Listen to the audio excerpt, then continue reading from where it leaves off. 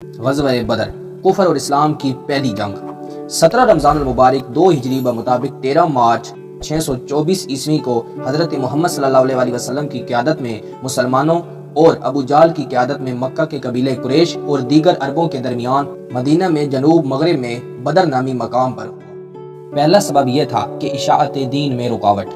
حضرت محمد صلی اللہ علیہ وسلم اور ان کے ساتھیوں کو مدینہ میں تبلیغ کرنے کی پوری آزادی تھی اور اسلام اب دوسرے علاقوں میں بھی پھیل رہا تھا۔ جنوب کے یمنی قبائلوں میں سے بھی بعض سلیم الفطرت لوگوں نے اب اسلام قبول کرنا چاہا اور اسی وجہ سے بحرین کا ایک سردار عبدالقیس مدینہ کی طرف آ رہا تھا کہ قریش مکہ نے راستے میں اسے روک دیا، اور اس سے اب ایک بات واضح ہو گئی تھی کہ جب تک خدا پرستی اور شرک میں سے ایک چیز کو ختم نہیں کیا جائے گا، کشمکش ختم نہیں ہو سکتی۔ رجب 2 ہجری میں حضرت محمد صلی اللہ علیہ وسلم نے عبداللہ بن جاش کی قیادت میں 12 آدمیوں پر مشتمل ایک دستہ اس غرض سے بھیجا کہ قریش کے تجارتی قافلوں کی نقل و حرکت پر نگاہ رکھیں۔ اتفاق سے ایک قریشی قافلہ مل گیا اور دونوں گروہ آمنے سامنے آ گئے، جس میں مکہ کا ایک شخص عمر بن الحزمی قتل ہو گیا اور 2 لوگ گرفتار ہوئے۔ جب عبداللہ واپس آئے تو اللہ کے پیغمبر علیہ السلام نے اس واقعہ پر ناپسندیدگی کا اظہار کیا۔ نبی علیہ السلام نے جنگی قیدیوں کو رہا کر دیا اور خون بہا ادا کیا۔ یہ واقعہ حرام مہینوں میں ہوا، اس لیے قریش مکہ والوں نے اس واقعہ کے بارے میں خوب پراپوگنڈے کیے اور عرب کے تمام قبائل کو اس واقعہ پر مسلمانوں کے خلاف اکسایا، اور جو عمر کے ورثاء تھے انہیں بدلہ لینے کے لیے اکسایا۔ مدینہ کی چراغاہ پر حملہ۔ مکہ اور مدینہ کے درمیان تعلقات اب خراب ہوتے ہی جا رہے تھے کہ ایک مکی سردار قرظ بن جابر فہری نے مدینہ کے باہر مسلمانوں کی ایک چراغاہ پر حملہ کر کے رسول اللہ صلی اللہ علیہ وسلم کے مویشی لوٹ لیے۔ چند مسلمانوں نے اس کا تعاقب کرنے کی کوشش کی لیکن وہ بچ نکلا۔ یہ ڈاکہ مسلمانوں کے لیے ایک کھلا چیلنج تھا۔ غزوہ بدر کا ایک اور سبب یہ تھا کہ اسلامی ریاست کو ختم کرنے کا منصوبہ۔ قریش مکہ نے اسلامی ریاست کو ختم کرنے کا فیصلہ کر کے جنگ کی تیاریاں شروع کر دی تھی۔ افرادی قوت کو مضبوط بنانے کے لیے انہوں نے اتحاد کیے، مختلف قبائل کے ساتھ معاہدات کیے، اور معاشی وسائل کو مضبوط بنانے کے لیے انہوں نے یہ فیصلہ کیا تھا کہ اس دفعہ جو تجارتی قافلہ شام کی طرف بھیجا جائے گا اس سے جتنا منافع ہوگا وہ سارا غزوہ بدر میں لگے گا۔ ابو سفیان اس قافلے کا قائد تھا۔ مکہ کی عورتوں نے اپنے زیور تک اس کاروبار میں لگا دیے۔ اسلامی ریاست کے خاتمے کے اس منصوبے نے مکہ اور مدینہ کے درمیان تعلقات کو اور زیادہ خراب کیا۔ غزوہ بدر کا ایک اور سبب یہ تھا کہ ابو سفیان کا قافلہ۔ ہوا کچھ یوں کہ ابو سفیان اس قافلے کا قائد مقرر ہوا تھا، اور جب وہ واپس آ رہا تھا تو اس نے یہ خطرہ محسوس کیا کہ کہیں یہ قافلہ لٹ نہ جائے، اور مکہ سے امداد منگوائی۔ قاصد نے عرب کے دستور کے مطابق اپنی اونٹ کی ناک چیر دی اور رنگدار رومال ہلا کر عربوں کو ورگلایا اور اعلان اس بات کا کر دیا کہ ابو سفیان کے قافلے پہ حملہ ہو چکا ہے اور حضرت محمد صلی اللہ علیہ وسلم ہماری طرف آ رہے ہیں۔ اس مقصد کے لیے فوراً امداد کے لیے پہنچو۔ اہل مکہ سمجھے کہ قریش کا قافلہ لوٹ لیا گیا ہے۔ سب لوگ انتقام کے لیے نکل کھڑے ہوئے۔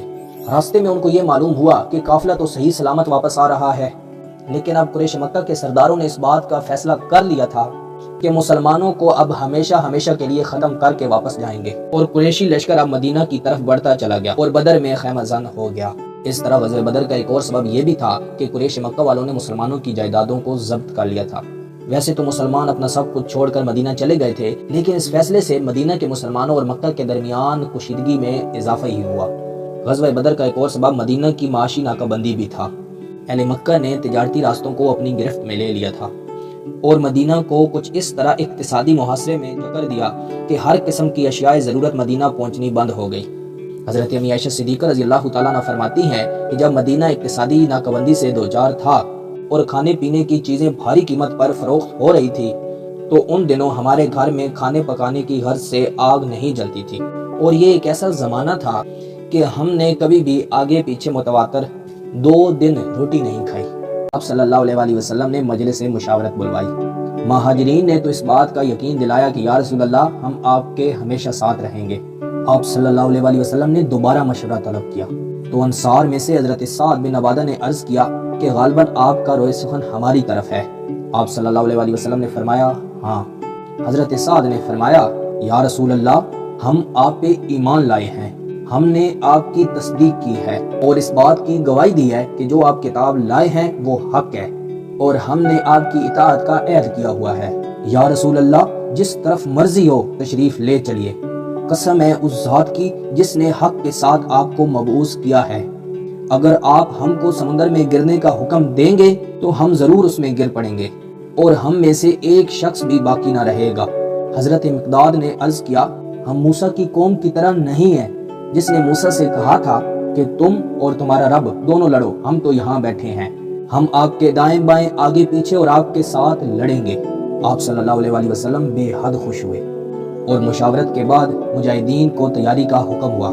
مسلمانوں کے ذوق شہادت کا یہ عالم تھا کہ ایک چھوٹے صحابی حضرت عمیر بن ابی وقاص اس خیال سے چھپتے پھرتے تھے کہیں کم عمر ہونے کی وجہ سے رسول اللہ صلی اللہ علیہ وسلم اس کو واپس نہ بھیج دیں۔ اس کے باوجود مجاہدین کی 313 سے زیادہ تعداد نہ ہو سکی۔ یہ لشکر اس شان سے میدان جنگ کی طرف بڑھ رہا تھا، کسی کے پاس لڑنے کے لیے پورے ہتھیار بھی نہ تھے۔ پورے لشکر کے پاس صرف 70 اونٹ اور گھوڑے تھے جن پر لوگ باری باری سواری کرتے تھے۔ میدان بدر پہنچ کر خیمہ زن ہوئے۔ مقابلے پر 3 گنا سے زیادہ لشکر موجود تھا۔ 1000 قریشی جوان جن میں سے اکثر سر سے پاؤں تک محفوظ لباس میں ملبوس تھے۔ وہ اس خیال میں تھے کہ صبح ہوتے ہی ان مدینہ والوں کا خاتمہ کر دیا جائے گا، لیکن قدرت الہی کو کچھ اور ہی منظور تھا۔ رات بھر قریشی لشکر عیاشی اور بدمستی کا شکار رہا اور دوسری طرف اللہ کے نبی صلی اللہ علیہ وسلم کو اللہ تعالیٰ نے فتح کی بشارت دے دی تھی۔ جس طرف مسلمانوں کا پڑاؤ تھا وہاں پانی کی کمی تھی، مسلمانوں کے گھوڑوں کے لیے مظہر ثابت ہو سکتی تھی، لیکن خدا تعالیٰ نے بحران رحمت سے مسلمانوں کی مدد کی۔ 17 رمضان المبارک 2 ہجری کو فجر کی نماز کے بعد نبی علیہ الصلوۃ والسلام نے جہاد کی تلقین کی۔ نبی علیہ الصلوۃ والسلام کے ارشاد کے مطابق صف بندی کی اور مکہ والوں کو شکست دینے کے لیے میدان کی طرف بڑھے۔ قریشی لشکر تکبر اور غرور کی وجہ سے بدمست تھے اور ایک لحاظ سے مسلمانوں کے لیے یہ سخت آزمائش تھی، اس لیے کہ اپنے ہی بھائی سامنے موجود تھے۔ حضرت ابوبکر صدیق رضی اللہ تعالیٰ عنہ کو اپنے بیٹے عبد الرحمن اور حضرت حذیفہ رضی اللہ تعالیٰ عنہ کو اپنے باپ عتبہ سے مقابلہ کرنا تھا۔ عرب کے دستور کے مطابق پہلے انفرادی مقابلے ہوئے۔ سب سے پہلے عمر کا بھائی عامر میدان میں نکلا اور اپنا مد مقابل طلب کیا۔ مقابلے میں حضرت عمر رضی اللہ تعالیٰ عنہ کا ایک غلام نکلا اور اس نے عامر کا خاتمہ کر دیا جو اپنے بھائی کا انتقام لینے کے لیے آیا تھا۔ اس کے بعد عتبہ بن ربیعہ اور اس کا بھائی شیبہ اور اس کا بیٹا ولید بن عتبہ میدان میں نکلے۔ ان کا مقابلہ کرنے کے لیے 3 انصاری صحابہ میدان میں نکلے، لیکن ان تینوں نے مقابلہ کرنے سے انکار کر دیا کہ یہ انصار والے ہمارے مقابلے کے نہیں ہیں۔ اتنا غرور و تکبر میں تھے کہ کہہ رہے تھے کہ انصار والے ہمارے مقابلے کے ہیں ہی نہیں، اگر کوئی ہمارے مقابلے کا ہے تو وہ مکہ والا ہی ہو سکتا ہے۔ اور انہوں نے پکار کر کہا کہ اے محمد، ہمارے مقابلے پر قریشی بھیجو، ہم عرب کے چرواہوں سے مقابلہ کرنے کے لیے تیار نہیں ہیں۔ آپ صلی اللہ علیہ وسلم کے ارشاد کے مطابق حضرت حمزہ، حضرت علی اور حضرت عبیدہ رضی اللہ تعالیٰ عنہ مقابلے کے لیے نکلے۔ مغرور قریشی سرداروں نے ان کے نام پوچھے اور کہا ہاں تم ہمارے ہم پلہ ہو۔ پھر مقابلہ شروع ہوا۔ چند ہی لمحوں میں حضرت حمزہ نے شیبہ کو قتل کر ڈالا اور حضرت علی رضی اللہ تعالیٰ عنہ نے ولید کو قتل کر ڈالا اور لشکر اسلام سے تکبیر کی آوازیں بلند ہوئی۔ اس دوران عتبہ اور حضرت عبیدہ نے ایک دوسرے پر بھرپور وار کیا، دونوں زخمی ہو کر گر پڑے۔ حضرت علی رضی اللہ تعالیٰ عنہ نے ایک ہی وار میں عتبہ کو ختم کر ڈالا اور حضرت عبیدہ کو اٹھا کر اپنے لشکر میں لے آئے۔ قریش نے جب اپنے ہی سرداروں کو کٹتے ہوئے دیکھا تو حملہ کر دیا کہ ہم اکثریت کے بلبوتے پر لشکر اسلام کو شکست دیں گے۔ اس غزوہ میں مومنین کا جوش جہاد کا یہ حال تھا کہ ایک صحابی عمیر بن حمام کھجوریں کھا رہے تھے۔ انہوں نے حضور کریم صلی اللہ علیہ وسلم کا اعلان، آج کے دن جو شخص صبر و استقامت سے لڑے گا اور پیٹھ پھیر کر نہ بھاگے گا وہ یقیناً جنت میں جائے گا، یہ سن کر انہوں نے کھجوریں پھینک دی اور فرمایا واہ واہ، میرے اور جنت کے درمیان بس اتنا وقفہ ہے کہ یہ لوگ مجھے قتل کر دیں۔ یہ کہہ کر اتنی بہادری سے لڑے کہ شہید ہوئے اور چند لمحوں میں جنت کا فاصلہ طے کر دیا۔ قریش کے لوگ کٹ رہے تھے۔ اس ہنگامے میں 2 کم عمر بچے معاذ اور معوذ حضرت عبد الرحمن بن عوف کے پاس گئے۔ ان میں سے ایک نے کہا چاچا، ابو جہل کو پہچانتے ہیں؟ وہ کہاں ہے؟ ہم نے سنا ہے کہ وہ رسول اللہ صلی اللہ علیہ وسلم کی شان میں گالیاں بکتا ہے۔ اس پاک ذات کی قسم جس کے قبضے میں میری جان ہے، اگر میں اس کو دیکھ لوں تو اس وقت تک اس سے جدا نہ ہوں گا جب تک وہ مر نہ جائے یا میں شہید نہ ہو جاؤں۔ اتفاق سے ابو جہل کا گزر سامنے سے ہوا۔ حضرت عبد الرحمن بن عوف نے اس کی طرف اشارہ کر دیا۔ اشارہ پاتے ہی دونوں ننھے مجاہدین اپنی تلواریں لے کر اس کی طرف بھاگے۔ ابو جہل اس وقت گھوڑے پہ سوار تھا اور یہ دونوں پیدل تھے۔ جاتے ہی ایک نے ابو جہل کے گھوڑے پر اور ایک نے ابو جہل کی ٹانگ پر وار کیا۔ گھوڑا اور ابو جہل دونوں گر پڑے۔ اکرمہ بن ابی جہل ساتھ موجود تھا۔ اس نے حضرت معاذ پر وار کیا جس کی وجہ سے ان کا ایک بازو کٹ گیا۔ باہمت نوجوان نے بازو کو راستے میں حائل ہوتے دیکھا تو پاؤں کے نیچے لے کر اسے الگ کر دیا اور ایک ہی ہاتھ سے اپنے شکار پر حملہ کر دیا۔ ابو جہل نے ایک مرتبہ عبداللہ بن مسعود کو تھپڑ مارا تھا۔ نیم مردہ حالت میں بھی ابو جہل کا غرور و تکبر اسی طرح برقرار تھا۔ عبداللہ بن مسعود نے اس کا سر کاٹ کر رسول اللہ صلی اللہ علیہ وسلم کے قدموں میں لا رکھا۔ اس میدان میں ابو جہل کے علاوہ امیہ بن خلف، جس نے حضرت بلال رضی اللہ تعالیٰ عنہ پہ بے شمار ظلم اٹھائے تھے، اور اس کے علاوہ اہم سرداران قریش بھی مارے گئے تھے، اور یہ مغرور لشکر میدان چھوڑ کر بھاگ نکلے۔ اللہ تعالیٰ نے اسلام کو فتح دی تھی اور دنیا نے اس بات کو دیکھ لیا کہ فتح اور شکست میں مادی قوت سے زیادہ روحانی قوت کا دخل ہوتا ہے۔ مسلمانوں کے کل 14 آدمی شہید ہوئے۔ اس کے مقابلے میں قریش کے 70 افراد مارے گئے اور غالباً اتنے ہی گرفتار بھی ہوئے، اور گرفتار ہونے والے بھی قریش کے قبائل کے معزز افراد تھے، مثلا حضرت عباس بن عبد المطلب جو حضور صلی اللہ علیہ وسلم کے چچا، عقیل بن ابی طالب، اسود بن عامر، سہیل بن عمر وغیرہ تھے۔ نبی صلی اللہ علیہ وسلم نے جو قیدی گرفتار ہوئے تھے انہیں صحابہ میں تقسیم کر دیا اور آرام سے رکھنے کا حکم دیا تھا۔ صحابہ کرام نے اپنے قائد کے فرمان پر اس حد تک عمل کیا کہ خود کھجوریں کھا کر قیدیوں کو کھانا کھلایا تھا۔ صحابہ کرام سے ان کے بارے میں مشورہ طلب کیا گیا تو حضرت عمر نے انہیں قتل کر کے دشمن کی قوت توڑنے کی تجویز پیش کی تھی، لیکن حضرت ابوبکر صدیق نے فدیہ لے کر چھوڑنے کا مشورہ دیا۔ نبی علیہ الصلوۃ والسلام نے حضرت ابوبکر صدیق رضی اللہ تعالیٰ عنہ کی رائے سے اتفاق کیا اور ان سے فدیہ لے کر انہیں چھوڑ دیا۔ جو قیدی غربت کی وجہ سے فدیہ ادا نہیں کر سکتے تھے وہ پڑھے لکھے تھے، انہیں مسلمانوں کو پڑھنا لکھنا سکھانے کی عوض سے رہا کر دیا گیا۔ یہ قیدی حسن سلوک سے اس حد تک متاثر ہوئے کہ ان میں سے بہت سے لوگوں نے اسلام قبول کر لیا۔ غزوہ بدر کی اہمیت۔ غزوہ بدر اسلام اور کفر کا پہلا اور اہم ترین تصادم ہے۔ اس سے دنیا پر واضح ہو گیا کہ نصرت الہی کی بدولت مومنین اپنے سے کئی گنا فوج کو شکست دے سکتے ہیں۔ اس فتح سے مسلمانوں پر جو توکل اور خود اعتمادی پیدا ہوئی، اس نے انہیں دنیا کی سب سے بڑی طاقت بنا دیا۔ قوت ایمانی کا مظاہرہ۔ غزوہ بدر میں شامل مسلمانوں نے جس قوت ایمانی کا مظاہرہ کیا اس کا اندازہ اس سے ہو سکتا ہے کہ باپ اپنے بیٹے کے خلاف، بیٹا باپ کے خلاف، بھانجا ماموں کے خلاف، چاچا بھتیجے کے خلاف میدان میں آیا۔ حضرت عمر رضی اللہ تعالیٰ عنہ نے اپنے ہی ہاتھوں سے اپنے ماموں کو قتل کیا۔ حضرت ابوبکر صدیق کے صاحبزادے عبد الرحمن جو قریش کی طرف سے جنگ میں شریک ہوئے تھے، اسلام لانے کے بعد حضرت عبد الرحمن نے حضرت ابوبکر صدیق کو بتایا تھا کہ جنگ میں ایک مرتبہ آپ میری تلوار کی زد میں آئے تھے لیکن میں نے اسے پسند نہ کیا۔ حضرت ابوبکر صدیق نے فرمایا، خدا کی قسم اگر تم میری زد میں آ جاتے تو کبھی لحاظ نہ کرتا۔ حضرت حذیفہ کا باپ عتبہ لشکر قریش کا سپہ سالار تھا اور سب سے پہلے قتل ہونے والوں میں شامل تھا۔ غزوہ بدر نے اہل مکہ پر کیا اثرات چھوڑے، اس کا اندازہ ہمیں ابو لہب کی موت کے حالات پڑھنے سے ہوتا ہے۔ ابو لہب اتنا بڑا نبی صلی اللہ علیہ وسلم کا دشمن تھا لیکن جنگ بدر میں شریک نہیں ہوا تھا۔ ایک روز وہ مکہ کے مہمان ٹھہرانے والے گول میدان میں پہنچا تو ایک بدو وہاں مقیم لوگوں کو بتا رہا تھا کہ اس نے غزوہ بدر میں فرشتے اترتے اپنی آنکھوں سے دیکھے ہیں جو سب ایک ہی رنگ کا لباس پہنے ہوئے تھے۔ ابو لہب نے دیکھا کہ لوگ اس کی باتوں سے متاثر ہو رہے ہیں، اس پر غصہ ہوا، لیکن بدو نے پورے اعتماد کے ساتھ کہا کہ میں نے فرشتوں کو ایسے ہی دیکھا جیسے اس شخص کو دیکھ رہا ہوں۔ ان کے درمیان ہاتھا پائی ہوئی اور ابو لہب اس میں زخمی ہو گیا۔